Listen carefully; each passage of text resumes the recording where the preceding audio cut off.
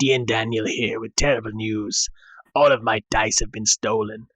And just after that, I saw Tabletop Tim strutting around town with a new sparkly vape rig, sparkly like my dice. And I asked him about it, and he said, "Oh no, I haven't seen your dice.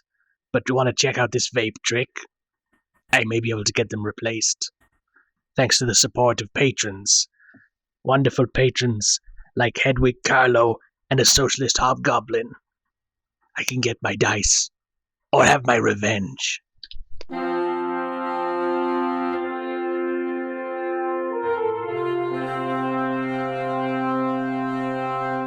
Hello and welcome to the Probably Bad Podcast, a podcast which is definitely bad. I'm Pencil.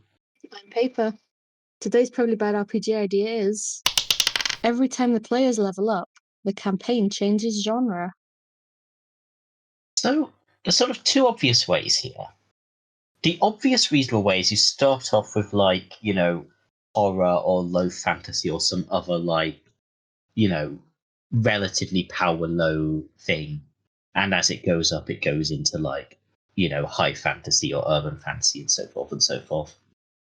The less obvious and much funnier way is you start off with high fantasy, and as you get more powerful, the scope just narrows until eventually you're an incredibly powerful sorcerer who's specifically dealing with one goblin who lives in a farmer's walls. I mean, I feel like the way leveling up works in a lot of role-playing systems is kind of that way anyway. Like, you just get more and more skilled at more and more specific things. I have reached level 20 and all my skills have been put into fighting goblins specifically. But it's like, you might level up in something like World of Darkness, so you just get, I'm a little bit good at driving, I'm kind of good at computers, and I'm really fucking good at hacking into databases specifically. I'm gonna roll 20 d10s to hack into this database. Yeah. So I think what we're saying here is you want your World of Darkness game to progressively but inevitably go from investigative horror to hacking Nora. In my defense, if there's some sort of shady organization either running or covering up all of the spooky horror stuff, they probably have a database with a lot of useful information on it. I mean, to be fair, every World of Darkness game does devolve into camp superheroes that all have fangs. There are no World of Darkness games that stay horror. And yes, to people listening, that is a fact. If you think you're in one, then you're wrong. I mean, the World of Darkness game I was in stayed horror, but it wasn't like a big long-term one, I guess. Yeah. Also, no, it didn't, as mentioned. I am declaring a law here. But yes, I think a retroactive law. Yes. I also like the idea of getting more highly specific in that the genre gets more and more specific. So you go from it's fantasy, and then it's high fantasy, and then it's medieval high fantasy, and then it's medieval high fantasy investigation, and then it's medieval high fantasy private investigators, and you just keep going until eventually your characters are like the three people in this world whose entire job is to investigate whether the queen is cheating on the king in this one specific kingdom. But their entire job is just keeping an eye on her. I feel like you could word that into the plot, right? It's as you level up, you learn more about the world, and you get offered jobs, for lack of a better word, and eventually, yeah, you end up as the cuckoldry wizards. That is the name of my private investigation firm. It's caused a few misunderstandings with people who didn't quite know what we did. I don't see where any confusion would come along. Of course, the third alternative is just every time you level up, like aliens invade or the magical realm of Atlantis bursts out of the ground. Like, you introduce new plot points when people level up, but really fucking blatantly. Oh no, I swore. Something we never do on this damn podcast. I mean, that is something, like, I have done a variation of this in, like, very long-term campaigns where it's like, okay, you've dealt with this spooky, scary problem. Now we're gonna go over here and do some investigation or do a heist, and just keep on doing, like, I guess more film genre than like genre, Yeah. but like very sort of set piece type genres. And like I do think it is a bad idea doing it just every time you level up. Apart from anything else, you're gonna run out of classic set piece genres and end up doing like weird romance plots at like level 16. Yeah. But I don't know. I think it can work as like a way of keeping long campaigns interesting. Just being like, okay, for the next arc, we're gonna go and do some. I was about to say Cottagecore Battlewagons, and I'm not sure what that would involve, but I think that's a genre that should exist, so I'm sticking with I it. entirely support it. Just you've got like you've all moved to a little village to retire, but you know the urge for adventure is still there. So you get your like wagons and just bolt knives to them and guns, and then you fight the other little villagers. Yeah, like Mad Max, but everyone hugs at the end. Like Mad Max, but there isn't an apocalypse. We're just bored because we've been doing nothing but plucking potatoes for the last 6 weeks. Miffed Max. Yeah. Irked Max. Grumpy little Maxie. Grumpy Little Maxie is the name of my new barbarian. Also, I do feel that, like, we should do the romance, like, at level 16. Just your barbarian, your wizard, and your rogue have set up a new job as bankers, and they have money, but they don't understand love. And your ranger has to play a manic pixie dream girl who will like bring light and joy to their life. This might be difficult to like lead into organically from the previous one where they were fighting space aliens on the moon.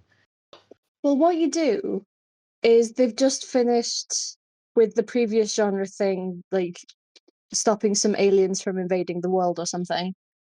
And then they get a note from whatever quest giver NPC that's just inviting them speed dating. Yeah, you've defeated the big bad, and now it's time to like date them. Because you don't. The PCs have been through a lot. They need some time to just work on themselves. Yeah, like to be fair, in most cases the PCs don't wait till after they've defeated the big bad to start dating him. So like True. really it's an improvement. I love that normally we end up with like, oh, that's a game I would play, and this time we've ended up with this is a thing I do. Yeah, this is a game I am playing as we speak. Like, I think you should keep power levels completely like independent of what genre it is. So like your characters are incredibly powerful. You know, they can take on entire armies, they can shoot bolts of like city leveling destruction, and then they end up kidnapped by a completely mundane serial killer in a completely mundane basement. This feels like one of those Batmans where Bruce Wayne gets kidnapped and he's just like, okay, how do I solve this problem without revealing that I'm Batman? It's like that, except you're under no like commitment and not revealed that you're Batman. It's That like if sounds like a Batman. very short but very interesting arc. Yeah, it's basically you roll to attack once, and then the rest of it is you cottagecore battle karting. If anyone has any idea what a Cottagecore Battle Wagon is, by the way, because it's just a phrase that appeared in my head. Do email us at probablybadpodcast@gmail.com, please. I'm imagining just like, those flower-covered traveling wagons, but they're just covered in like welded-on metal spikes. They're being pulled by horses, and each of the horses has a knife in its mouth that it uses to attack people. I love it. I love it so much. Yeah, I think what it would be is like you would train the horses like in some kind of martial art.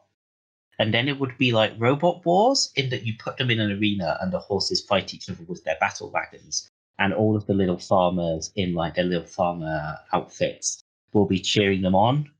And whoever wins gets 100 potatoes. What is the most equine martial art? I don't know enough about martial art. I feel you need to invent a new one just for horses, to be realistic. Violent dressage. Yeah. The horses are, of course, being paid as well.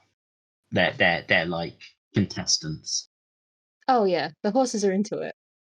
Yeah, I'm sorry that you said let's go to questions, and I instead insisted on coming up with horse martial arts. I mean, it raised the question, so. Okay, let's go on to the actual questions.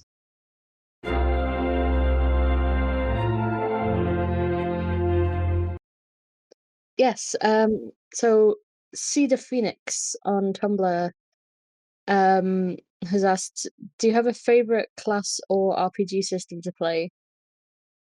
I personally have never played an RPG. So next question.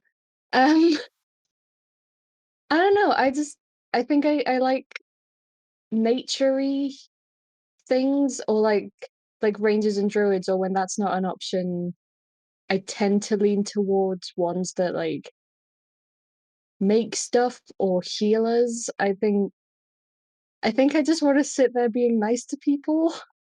Yeah, I mean, So my favorite system is Powered by the Apocalypse. I just think it's a very good system in terms of like narrative things.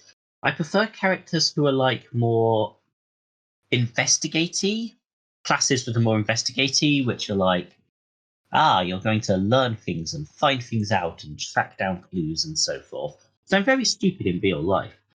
So playing like, a smart character is a good form of like escapism. I like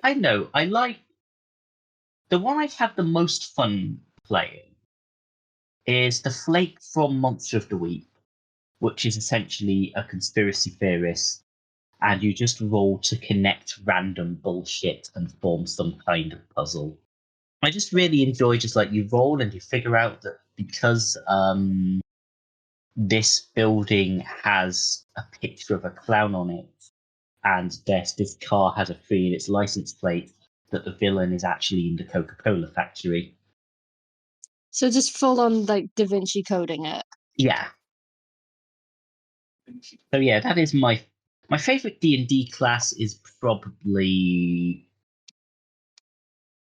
I'm gonna say probably Rogue, just because it lets me do the most non-combat-y things. Like it's the best at like talking to people and stuff. It's probably not. Someone's going to send a message saying, actually, if you look at the stats, the best character for persuasion is a very hot barbarian. We're But gonna like, get 50 messages that are just the word bard. yeah, well, they're bard.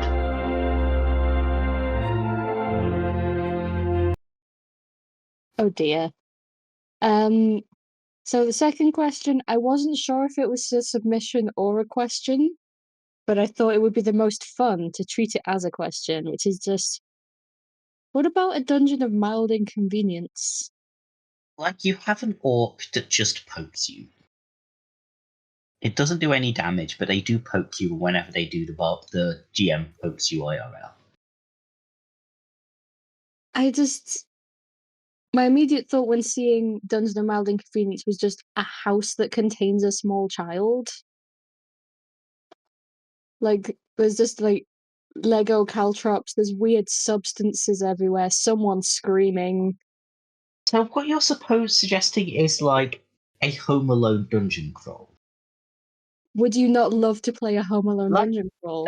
so the treasure is in a dungeon. And all of the it's been however long, so all of the monsters have died and all of the traps have decayed. But a few weeks before you would get into the dungeon, a group of small children moved in and rigged it all up with marbles and spiders and whatever the hell else they do. I think they swing a paint can into someone's face at some point. Okay, but picture this, okay? Hmm. It's like Oliver type stuff. Like Oliver Twist. You've tracked the thieves back to their den, their hideout with Fagin and that. And you try and sneak in while they're all asleep. But the entire hideout has just been rigged like Home Alone, and you have to get through it, get your stuff back, and get out without any of the children waking up. Yeah, and Would you not play that? Yeah, and at the end, if you roll, you have to roll to keep quiet, because if you are too loud while being attacked with blowtorches, the children wake up and start saying very hurtful things to you. Yeah. It's a well-known fact that small children mostly do psychic damage. Yeah, children say very mean things. Yeah, old children can cast vicious mockery at will. That's just a life fact. You could put it give it a lot of horror flavor, despite it also being kind of wacky, and just call it "The Children Are Awake." Children are the most terrifying horror entity. I think that's going to be the next World of Darkness line. Children, the Home Aloneing. Again, though, I would play this. There was a children themed World of Darkness expansion, but for some reason it focused on you are a child being haunted by monsters rather than the far cooler you are a group of rascally children who torment vampires. I mean, the thing is, I think both of those you could just do with regular World of Darkness stuff, just get your keeper to let you play a child. Not keeper. What's the World of Darkness one called? I think it's Storyteller or something. It's something pretentious like that. Your GM. White Wolf, Onyx Path, if you're listening, come at me. I've challenged so many people to fight. Let's set up some spooky children. We're really good at homebrewing. I've challenged so many people to fight this episode. I think most of it was off mic, at least. Okay, if you're listening to this, come fight me. Specifically, fight pencil. Don't fight me. Go fight paper first. Do not come at me, bro. Okay, so back to the actual question. Yeah, it's just a dungeon that's been home alone and is full of children. I do also like the idea of doing almost like a training dungeon. Yeah. Or, you know what I'm thinking about now? Is the Dungeons and Dragons movie, where he puts them through this mini dungeon with very mild traps to test their worthiness. I feel like that is a dungeon of mild inconvenience. Yeah, there's a pit trap, but it's only 6 inches deep. Oh no, there's an acid pit. It's full of lemon juice. I think if you're going to do that, you should have all of those joke traps, and then one trap where legitimately just a massive fucking blade swings out. It should specifically be, I think, the penultimate trap. Yeah. You've gone through it, you got a false sense of security. You get hit by the massive swinging blade, and then you see that there's one more trap. You're like, oh god, if that's the escalation, what's this one going to be? And it's just a sleepy mouse in the way. I like the trap like opens up and just gently places a sleepy mouse atop you. What This they is don't your tell you is that actually, if you wake the mouse up, it will bite you. So yeah. there is some peril there. The mouse does have the stats of a great worm red dragon. Tarrasque mouse. I think if you give all mice the stats of a great worm red dragon and just don't tell the players and see how long it takes them to find it. That's not relevant, but you should do it. Well, it'll be Okay. fine because the basement's full of creatures are always rats, not mice, so they won't Yeah. notice. Oh, yeah. Imagine what mouse traps would look like at that point, though. I like you just go down. It's just you mentioned like that. There's just mice in the room, and everything. Okay, it's mice. But then you found a mice trap that is just like this massive does 60d10 pile of like magical blades.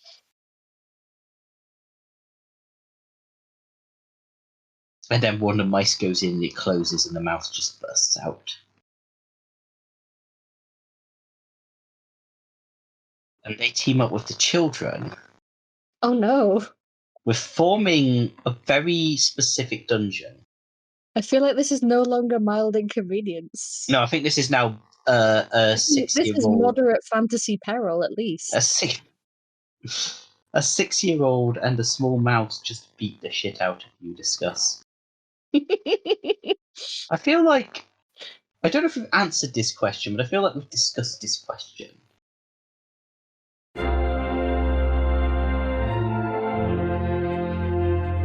Final question is anonymous. How do you run underwater games? Dunk your GM in the sea. I mean, I feel like the first question you have to ask yourself there is like, is this going to be one where the PCs can or can't breathe underwater? Because it's going to make for two very different games. Yeah, I guess So yeah, I think if it's a mermaid game, it's really just a kind of aesthetic flavoring of instead of the guards, it's the sea guards, and instead of crime, it's sea crime. Instead of the experience points, it's sea experience points. But basically, just treat it like a 1950s film, sci-fi film treats space, and everything is sea. Does that include completely ignoring that you can move in 3 dimensions like most 50s films set in space do? Yes, obviously. At one point, you're sort of trapped at the bottom of like a chasm, and you have to climb up the sea walls, climb up the sea walls To get to the sea top. Yes,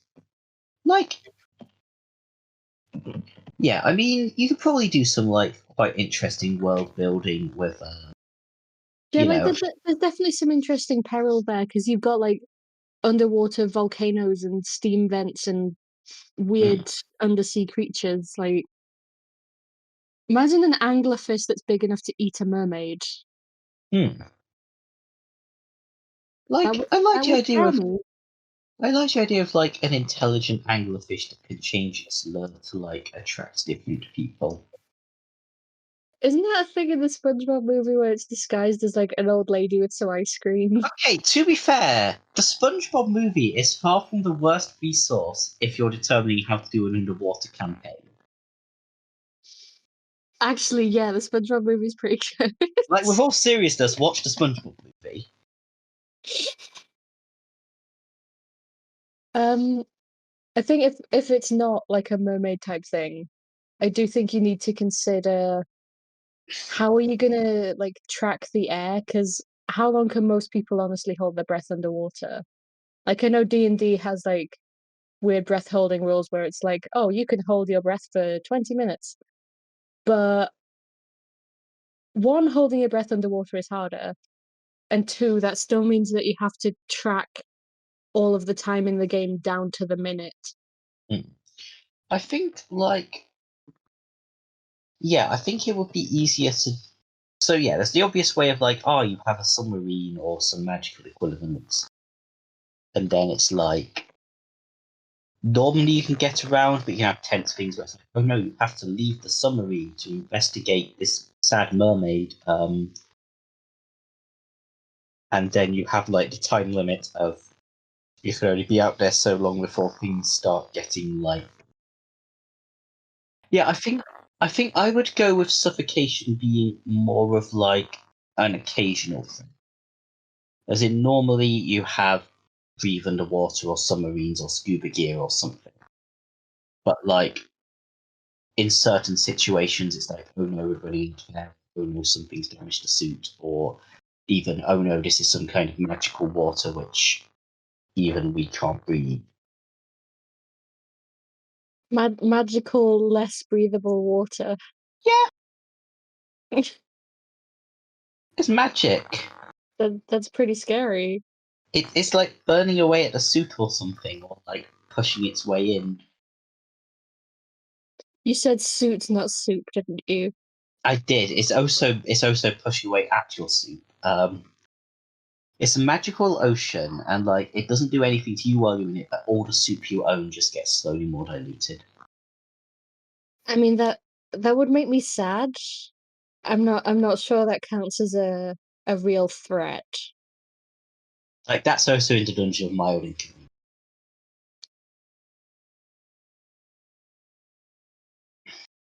Although I Miss guess, that. if your soup gets diluted, it has fewer nutrients in the amount that you can eat.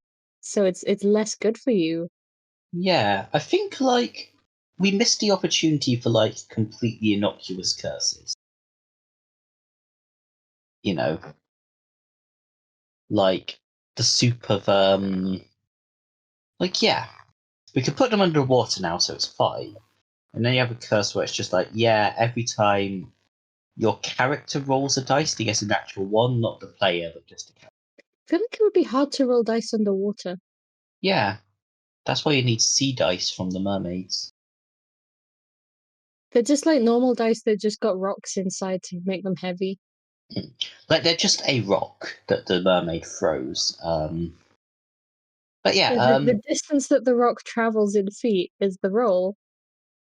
yeah, mermaids have like a much simpler rule-based system, and what it is the player and the GM stand like swim apart from each other, and they throw rocks at each other, and whoever survives has won the contested roll.